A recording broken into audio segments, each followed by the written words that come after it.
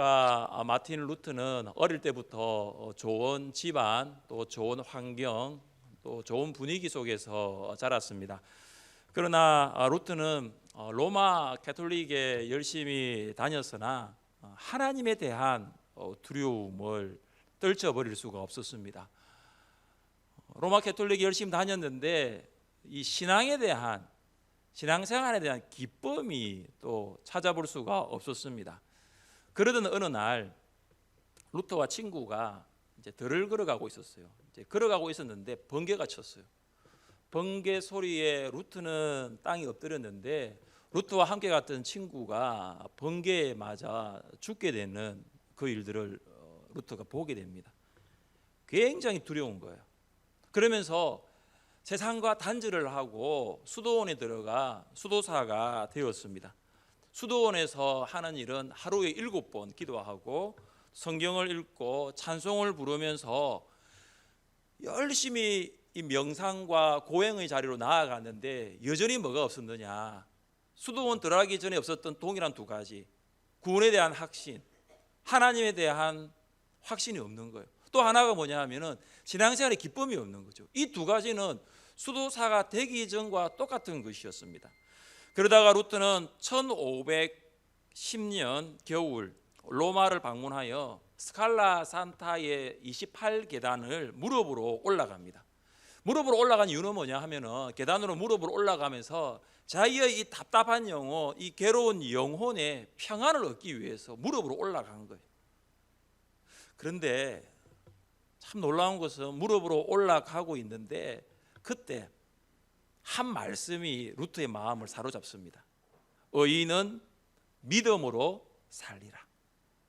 루트가 그때 깨달았습니다. 내가 하는 어떤 고행으로도 또 내가 하는 어떠한 행위로도 결코 내 마음에는 구원의 확신을 얻을 수 없다. 나는 어떤 것으로도 평안함을 얻을 수 없다. 오직 예수 그리스도를 믿는 믿음으로만 의로워질 수 있다라고 확신을 하게 되었습니다. 루트는 십자가에 못 박혀 돌아가신 그 예수님을 만난 후에 구원의 확신과 기쁨을 체험했습니다. 그리고 생명 다하는 그날까지 주님을 위해 헌신했고 로마 가톨릭을 향해서 순교적인 각오로 종교개혁의 문을 열 수가 있었습니다. 마틴 루터가 1000년이라는 중세 암흑기를 마치고 이 종교개혁 문을 열 수 있었던 말씀이 한 가지가 있습니다. 그 말씀을 같이 한번 읽어보겠습니다. 복음에는 하나님의 의가 나타나서 믿음으로 믿음에 이르게 하나니 기록된 바 오직 의인은 믿음으로 말미암아 살리라 함과 같으니라. 이 로마서 1장 17절이에요. 예수님의 십자가의 죽으심과 부활을 믿음으로 죄사함을 받고 예수님의 십자가와 부활을 믿음으로 어렵다함을 얻는 것입니다. 어떠한 고행으로도 인간의 어떠한 선한 행동으로도 구원을 받을 수 없다는 것이죠. 오직 믿음으로만 구원을 얻을 수 있다는 것, 이것이 복음입니다. 오늘 이 시간 우리가 다시 복음 앞에 설 수 있기를 바랍니다. 어떻게 하면 복음 앞에 설 수 있을까요? 첫째, 우리는 함께 다시 복음 앞에 섭니다. 바울과 바나바는 비시디아 안디옥에서 유대인들에게 박해를 받고 쫓겨났습니다. 유대인들은 이방인들이 복음을 듣고 구원받는 것을 지켜보고만 있을 수가 없었던 것입니다. 그들은 갈라디아 지방의 남동쪽으로 가다가 이고니온의 발걸음을 멈추게 됩니다. 이고니온 역시 비시디아 안디옥처럼 유대인들이 많았습니다. 유대인들은 회당을 중심으로 종교 생활을 했습니다. 그래서 바울과 바나바는 함께 유대인의 회당에 들어가서 복음을 설교합니다. 그 결과 유대인뿐만 아니라 이방인도 복음을 듣고 예수님을 믿게 됩니다. 이고니온의 유대인들 그리고 그 복음을 듣고 예수를 믿게 된 그 이방인들을 복음 앞에 다시 서게 했던 사람이 누구일까요? 오늘 본문 1절 말씀인데 같이 한번 읽어보겠습니다. 이에 이고니온에서 두 사도가 함께 유대인의 회당에 들어가 말하니 유대와 헬라의 허다한 무리가 믿더라. 아멘. 여기서 우리가 살펴볼 수 있는, 주목할 수 있는 표현이 뭐냐 하면은 두 사도가 함께입니다. 바울과 바나바는 이고니온의 해당에 함께 들어가서 사람들에게 복음을 전하였습니다. 2절부터 7절까지의 말씀을 읽어보면 바울이라는 이름, 바나바라는 이름이 없어요.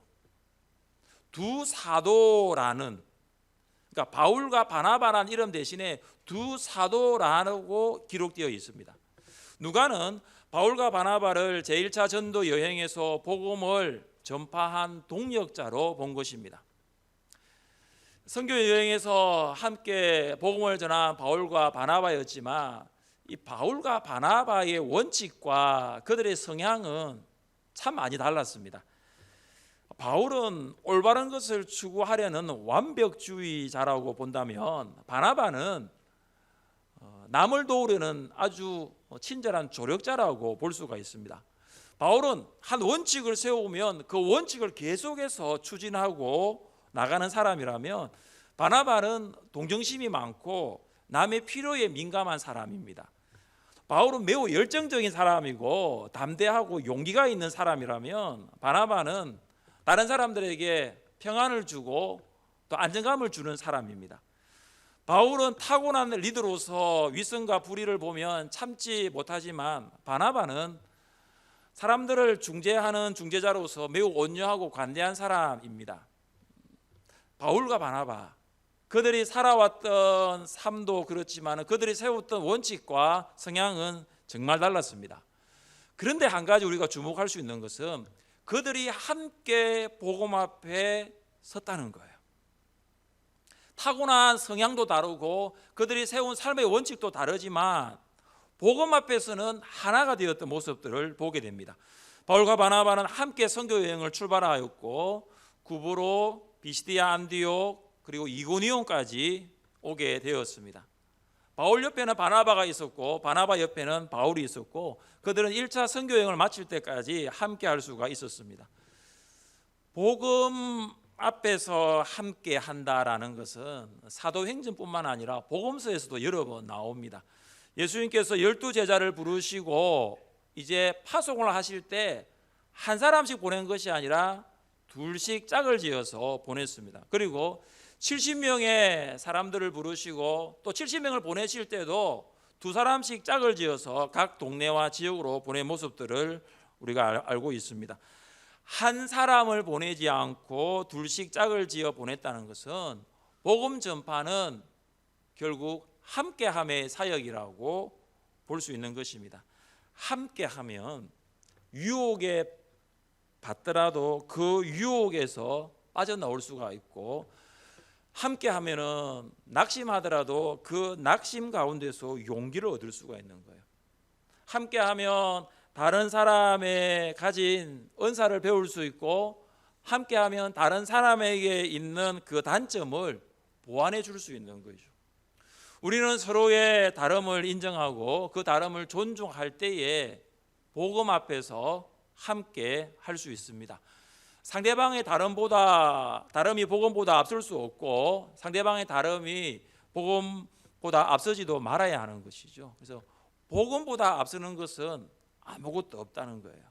우리는 복음을 전파하기 위하여 구원을 받았고 지금도 복음 앞에 서 있기 때문입니다. 종교개혁자 마틴 루터에게는 정말로 좋은 친구가 있었는데 그 친구 이름이 뭐냐면 프레드릭 미코니우스라는 친구입니다. 그러니까 루터가 종교개혁을 해나가면서 이 미코니우스라는 친구가 굉장히 바울 옆에 바나바처럼 권면하고 위로하는 친구였어요. 종교개혁이 한참 진행되고 있는데 근데 이 친구가 미코니우스라는 친구가 불주의 병에 걸리게 됩니다. 그래서 얼마 못 살게 된다는 것을 루터가 알고 이 루터가 이 친구에게 마지막 편지를 적는 거예요. 유서죠. 그 유서의 내용이 이런 것입니다. 내가 하나님의 이름으로 너에게 살 것을 명령한다.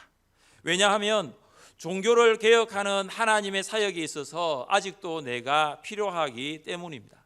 주님께서는 결코 내가 죽었다는 소식을 나로 하여금 듣지 않게 할 것이다. 이것은 하나님의 뜻이기에 나는 하나님의 뜻이 내게서 이루어지길 기도한다. 나는 하나님의 이름을 영화롭게 하고자 추구함으로 이를 확신한다. 루트가 사랑하는 미쿠니우스 친구에게 기도하면서 하나님 주신 이 마음을 담아가지고 편지를 보냈어요. 그런데 놀라운 것은 이 미쿠니우스가 그 편지를 받고 병에서 나은 거예요. 낫고 6년을 더 살게 됩니다. 그래서 이 친구가 계속해서 루트를 도와주는 거죠. 앞서서는 종교개혁을 하지 못했지만 루트가 할 수 있도록 계속해서 기도하고 평안함을 위해서 중보하고 기쁨을 주게 됩니다. 우리는 마틴 루트 종교개혁자를 잘 알고 있지만 그 옆에 있었던 친구 프레드릭 미쿠니우스는 잘 몰라요. 이 두 사람이 함께 복음 앞에 서 있었기 때문에 중세 암흑기가 끝나고 종교개혁이 이루어질 수가 있었습니다. 사랑하는 성도 여러분, 현재 신종 코로나19가 우리나라와 국민들을 듣고 있습니다. 지난 울산의 확진자 한 명도 최근에 남구에 있는 신천지에 있는 그 교회를 갔다가 그 교회에서 또 함께 많은 사람들이 있었다는 보도들이 나오고 있습니다. 자고 일어나면 확진자의 수가 점점 많아지고 있어요. 지금 이제 400명을 넘어서 이제 500명으로 지금 또 치닫고 있는데 공장들이 문을 닫고 있고 가게들이 지금 영업을 하지 않습니다. 많은 사람들이 지금 현재 두려움에 쌓여 있는 거예요. 언제 이것이 끝날지 미래를 낙관할 수 없는 상황이에요. 여러분은 이 코로나19를 보면서 어떤 생각을 하십니까? 저는 오늘 이 말씀을 준비하면서 바이러스 하나가 5천만 명 이상의 국민과 이 나라를 이렇게 무기력하게 할 수 있겠구나. 바이러스 하나잖아요, 그렇죠? 전쟁이 일어난 것도 아니거든요. 바이러스 하나가 우리의 신앙 생활을 무너뜨릴 수 있겠구나. 그래서 이 바이러스 하나의 영향력을 보게 됩니다. 그래서 저는 단순하게 코로나 바이러스를 본 것이 아니라 저는 반대를 보게 됩니다. 과연 우리는 우리 안에 복음이라는 것이 있는데 과연 그 복음이라는 것이 정말로 이 민족과 이 나라와 우리 주변의 사람들에게 어떤 영향력을 미치고 있는가? 이 민족과 나라가 코로나 바이러스가 아니라 복음의 바이러스가 이 민족과 나라에 덮어지기를 원합니다. 한 사람 때문에 수백 명의 사람들에게 바이러스가 전파되는 것을 보고 있지 않습니까? 저는 여러분으로 인해 예수님을 그리스도로 고백하는 우리들로 인하여 복음의 바이러스가 다른 사람들에게 전파되어지기를 원합니다. 그렇다면 날마다 복음 앞에 서야 되는 거예요. 목자 목녀 여러분, 목장을 예수 그리스도의 복음으로 뒤덮고 싶습니까? 목원들의 가슴에 예수 그리스도의 복음을 심고 싶습니까? 여러분이 기도하고 있는 VIP들의 그 가슴에, 그 심장에 예수 그리스도의 복음으로 가슴 뛰도록 만들고 싶습니까? 그렇다면 목자 목녀 여러분, 복음 앞에 서시기를 바랍니다. 목자 목녀가 원칙과 성향이 다를 수가 있어요. 아마 부부가 목자 목녀 하는 경우에도 더 다를 수가 있겠지요. 그러나 중요한 것은 목장을 위해서, 목원을 위해서, 복음 앞에 그들을 세우기 위해서 함께 해야 한다는 것이죠. 여러분이 함께 복음 앞에 선다면 여러분의 목장과 목원과 VIP들은 복음으로 숨을 쉬게 될 것이고, 복음으로 감격하게 될 것이고, 복음으로 살아가게 될 줄 믿습니다. 2주 동안 목장 모임 하지 않습니다. 좋습니까? 표정을 제가 모르니까 이게 자연 좋은지 안 좋은지 정말 안 좋습니다. 저는 코로나 빨리 좀 끝났으면 좋겠어요. 그런데 우리가 목장 모임 하지 아니하면은 또 목장으로서의 교제가, 또 목장에서의 풍성한 나눔이 없습니다. 그래서 제가 말씀드리는 것은 나중에 목장 모임 이야기하겠지만은 여기 다들 성도님 계시니까 이 목장 나눔지를 가지고 가정 예배를 드리세요. 목장 모임 하는 시간 있지요. 목요일 오전이나 저녁이나 또 금요일 그 시간에 가정에서 함께 목장 나눔지로 예배를 드리십시오. 코로나19는 지나게 될 것입니다. 사스, 그리고 신종, 플루, 메르스 다 지나갔거든요. 여러분, 코로나19도 지나가게 될 거예요. 그러나 복음 앞에 살아가야 할 우리는 주님 앞에 설 때까지 복음으로 살아가야 되는 거예요. 둘째, 우리는 하나님을 신뢰함으로 다시 복음 앞에 섭니다.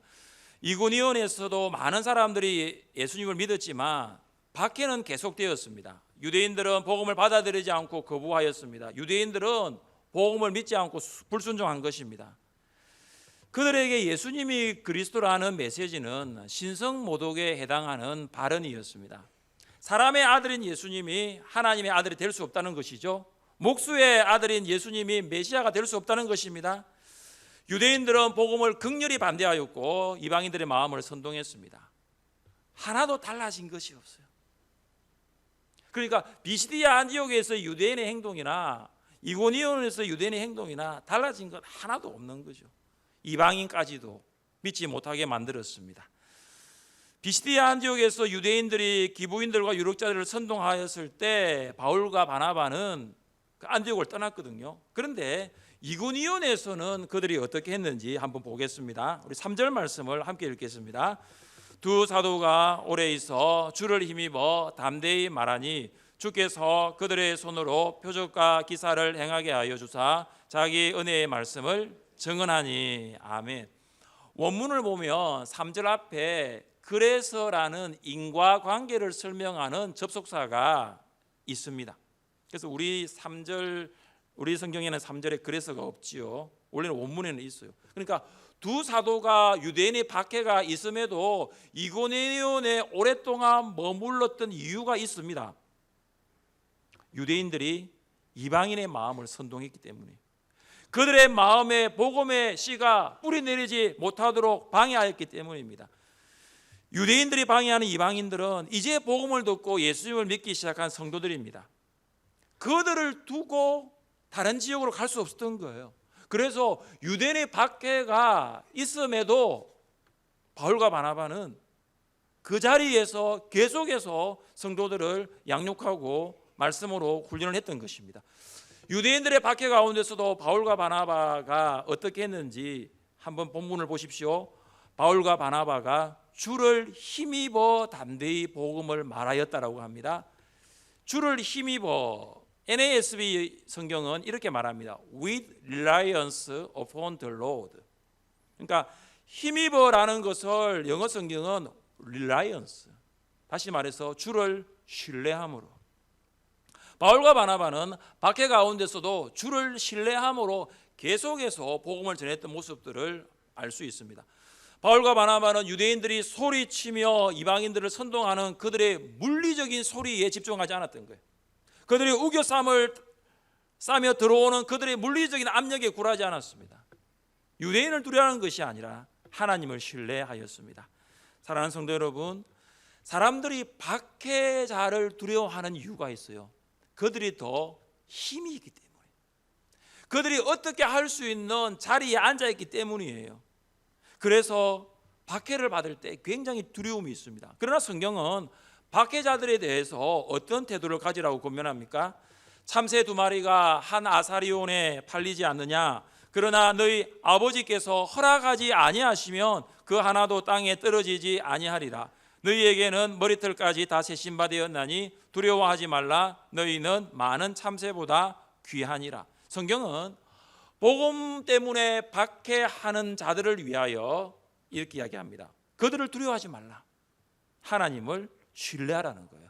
우리는 박해자를 두려워하지 않을 이유는 하나님이 허락하지 아니하시면 참새 2마리 중에 1마리도 땅에 떨어지지 않기 때문입니다. 모든 것이 하나님의 주권 아래 있는 줄 믿습니다. 하나님은 우리를 보호하시는 보호자시요 구원하시는 구원자가 되심을 믿으시기를 바랍니다. 북아프리카에서 믿음 생활을 잘하였던 한 신실한 그리스도인이 박해를 피하여 다른 곳으로 가고 있었습니다. 산을 올라가고 언덕을 넘고 골짜기를 지나가면서 숨으면서 또 이동하면서 가고 있는데 더 이상 이제 숨을 곳이 없는 거예요. 몸은 지칠 대로 지쳐 있고 마음도 굉장히 힘들었습니다. 그래서 온 몸에 힘이 풀린 거죠. 길을 걸어가다가 보니까 하나의 동굴이 나온 거죠. 그래서 저 동굴을 가서 내 몸을 좀 숨겨야 되겠다 생각을 했습니다. 동굴 안에 들어봤는데 그때 갑자기 어디에서 나타난지 모르겠지만 거미 한 마리가 나타나서 동굴 입구로 가더니 그 동굴 입구에 거미줄을 치기 시작하는 거죠. 몇 분이 지났을까요? 동굴 입구에는 그냥 하얗게, 전체가 하얗게 거미줄로 쳐지게 되었습니다. 조금의 시간이 지난 후 이제 이 그리스도인을 뒤쫓는 무리들이 동굴 입구에 도착을 하게 된 거죠. 그러면서 동굴을 들어가려고 하다가 보니까 거미줄이 있는 거죠. 그들이 생각합니다. 우리가 쫓고 있는 그 사람이 동굴에 들어갔더라면 아마 이 거미줄이 뜯겼을 것이다, 그렇게 생각을 합니다. 그래서 그들은 발길을 돌려 다른 곳으로 갑니다. 하나님께서는 한낱 작은 미물을 통해서도 우리를 보호하시고 도우십니다. 사랑하는 성도 여러분, 우리를 보호하시고 도우시는 하나님을 신뢰하십시오. 복음으로 살고 복음을 전파하면서 박해를 받는다 할지라도 그들을 두려워하는 것이 아니라 하나님을 신뢰하십시오. 하나님은 우리의 힘과 도움이시고 우리의 피할 바위와 피난처가 되심을 믿으시기를 바랍니다. 셋째, 우리는 고난 가운데서도 다시 복음 앞에 섭니다. 바울과 바나바는 담대히 복음을 전할 때 표적과 기사가 나타납니다. 근데 이 표적과 기사가 나타났는데도 그룹이 두 그룹으로 나뉘어집니다. 유대인을 따르는 그룹과 바울과 바나바를 따르는 그룹이에요. 이것을 보면은 표적과 기사와 같은 기적이 나타나더라도 모든 사람이 예수님을 믿는다라고 볼 수 없는 것입니다. 그래서 기적은 사람들이 예수님을 믿도록 마음의 문을 연다거나 아니면 그들의 마음에 주님을 모실 수 있도록 준비를 해야 하는 것이지 기적 자체가 예수님을 그리스도로 믿게 할 수는 없는 것입니다. 이고니온 유대인의 박해는 비시디아 안디옥의 유대인들과는 비교가 되지 않습니다. 처음의 시작은 비슷했어요. 유대인들이 이방인들을 선동하고 그리고 그 이고니온에 살고 있는 정치 세력들, 지도자들을 동원해가지고 말로, 그러니까 말을 가지고 모욕을 하는 것은 비슷했습니다. 그런데 이 말로 하는 박해로 끝난 것이 아니라 돌을 던지는 투석을 통한 물리적인 힘의 행사로 번져가는 것은 앞서 비시디아 안디옥과는 이고니온의 차이입니다. 여러분, 돌을 던져서 사람을 죽인다는 것은 유대인의 전통적인 사형 집행 방법입니다. 그런데 돌에 맞는 사람은 왜 맞느냐? 저주를 받을 자이기 때문입니다. 죄인이라는 것이죠. 지금 유대인들이 바울과 바나바를 향해 돌을 던진다는 것은 바울과 바나바를 죄인으로 규정하고 있는 것입니다. 예수님을 그리스도로 전하는 그들에게 신성모독죄를 적용한 것이죠. 바울과 바나바는 박해자들이 돈을 던질 만큼 분위기가 지금 급변하고 있다는 것을 알게 됩니다. 그때 바울과 바나바가 어떻게 합니까? 함께 6절과 7절을 읽겠습니다. 그들이 알고 도망하여 루가오니아의 두 성 루스라와 드베와 그 근방으로 가서 거기서 복음을 전하니라. 아멘. 우리 성경은 이 6절 말씀에 도망이라는 표현을 했는데 세 번역 성경을 보면은 피하였다 이렇게 합니다. 바울과 바나바가 그들이 돌 던지는 것을 두려워해서 도망간 것이 아니라 박해자들과의 충돌을 피하기 위하여 더베와 루스드라 다른 곳으로 옮겨갔다라고 표현하고 있습니다. 예수님께서는 제자들을 2명씩 짝지어 보내실 때에 양을 이리 가운데 보낸과 같다라고 말씀을 하십니다. 그러면서 너희들은 뱀같이 지혜롭고 비둘기같이 순결하라고 명령하십니다. 그리고 복음 전파할 때에 이 동네에서 박해를 받으면 저 동네로 피하라고까지 하십니다. 이 말씀은 복음 전파를 중지하라는 것이 아니라 다른 동네에 피하여서도 계속적으로 복음을 전파할 것을 말씀합니다. 유대인들과 지도자들의 조직적인 박해에도 바울과 바나바의 복음 전파는 막지 못했습니다. 박해가 그들의 복음 전파를 멈추게 할 수 없었던 것입니다. 바울과 바나바는 비시디아 안디옥 그리고 이고니온, 우리가 다음에 살펴보게 될 루스라와 더베에서도 변함없이 복음을 전합니다. 사랑하는 성도 여러분, 사명자는 장소가 바뀌었다고 해서 사명이 바뀌는 것은 아닙니다. 사명자는 직장이 달라지고 직업이 바뀌었다고 해서 사명이 바뀌는 것은 아닙니다. 직장에 처음 들어가서 제일 아래에 있을 때, 말단에 있을 때는 열심히 복음을 전하는 사명을 감당하다가 이제 직급이 올라가고 어느 정도 안정되니까 복음을 전하지 않는다.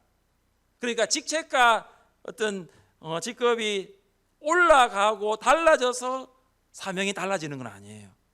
사명자는 나이가 많아 건강이 악화되었다고 사명이 바뀌는 것은 아닙니다. 젊었을 때뿐만 아니라 연로할 때에도 신자의 동일한 사명은 복음 앞에 서는 거예요. 코로나19가 오지 않든 코로나19가 오든 우리가 하나님 앞에 사명은 동일한 거예요. 사명자는 표가 달라졌다고 해서 사명이 바뀌는 것은 아닙니다. 작년에 표가 너는 말씀을 전파하라였거든요. 근데 올해 표는 뜨겁게 서로 사랑하라입니다. 근데 제가 주부를 보니까 표가 달라졌다고 복음 전하는 사명이 좀 달라졌더라고요. 작년에 이맘때에는 굉장히 많은 분들이 전도에 오셨는데 올해는 많이 없어요. 그래서 여러분, 교회가 너는 말씀을 전파하라 이렇게 해서 내가 전도하는 것이 아니라 우리는 항상 복음 앞에 살아가는 사람들입니다. 우리는 어떤 상황과 환경이 주어지든지 고난의 한복판에서도 복음을 전파하는 사명을 그만두지 않아야 하고 결코 그만둘 수 없습니다. 종교개혁자 마틴 루터는 교황으로부터 1521년 파문을 당합니다. 로마 교황청은 독일 의회에 압력을 넣어 루터를 정죄하고 사형하도록 독촉합니다. 루터의 보호자였던 프레드릭은 루터의 공개적인 신문을 요구하고 로마 황제 찰스 5세는 루터에게 보름스 의회에 출석하라고 통보합니다. 1521년 4월 17일 독일 보름스 의회에서 루터는 신문을 받게 됩니다. 루터의 친구들이 그에게 말합니다. 보름스 의회에 가지 말라고. 그때 루터가 이런 말을 합니다. 후스, 종교개혁자 후스는 화형당했지만 그가 말하였던 진리는 결코 불타지 않았다. 또한 루터는 친구 슈팔라틴에게 말합니다. 보름스 의회에 기왓장만큼이나 악마들이 많다 할지라도 그 많은 악마들이 나를 기다리고 있는다 할지라도 나는 보름스에 가겠다고. 루터가 마차에 내리면서 불렀던 찬양이 이것입니다. 내 주는 강한 성이요, 내 주는 강한 성이요. 그리고 그의 친구에게 이렇게 말합니다. 하나님께서 나와 함께 하십니다. 루터가 보름스 의회에 들어갑니다. 그러니까 그 교회와 로마 카톨릭의 지도자들과 국가의 모든 권력자들이 루터를 보고 있습니다. 대주교회 법률 고문이 황제를 대신해 질문합니다. 루터가 기록한 모든 책들을 향해서 이 책들이 너가 쓴 책이냐? 그 책에서 쓴 내용의 모든 내용들, 그 사상들은 그대로 너가 견지할 것이냐? 아니면 그것은 사실이 아니라고 철회할 것이냐? 그때 루터가 모든 사람들이 들을 수 있을 만큼 큰 소리로 이렇게 대답합니다. 저는 복음의 진리를 단순히 전달하는 이 책들을 철회할 수 없습니다. 저는 제가 인용한 성경 말씀에 사로잡혀 있습니다. 저의 양심은 하나님의 말씀에 정복당해 있어 저는 어떤 것도 철회할 수 없습니다. 저는 아무것도 철회하고 싶지도 않고 또 철회하지도 않을 것입니다. 여기 제가 서 있습니다. 하나님 저를 도우소서. Here I stand. Help me God. 하나님 제가 여기 있습니다. 하나님 저를 도와주십시오. 루터는 처형을 당할 수 있는 고난 가운데서도 그는 절대 철회하지 않았습니다. 내가 쓴 것이 하나님의 말씀이라는 것, 내가 전한 것이 복음이라는 것, 그는 결코 철회하지 않았습니다. 사랑하는 성도 여러분, 코로나19로 인하여 우리가 복음으로부터 멀어져서는 안 될 것입니다. 함께 다시 복음 앞에 서십시오. 코로나19로 인하여 염려와 두려움이 아니라 하나님이 주시는 신뢰함으로 다시 복음 앞에 서십시오. 비록 고난 가운데 있을지라도 다시 복음 앞에 서십시오. 이 또한 지나가게 될 것입니다. 하나님 앞에 두려움이 아니라 하나님께 주시는 그 복음이 주시는 그 신뢰함으로 주어지는 하루하루를 살아갈 수 있기를 주님의 이름으로 축복합니다.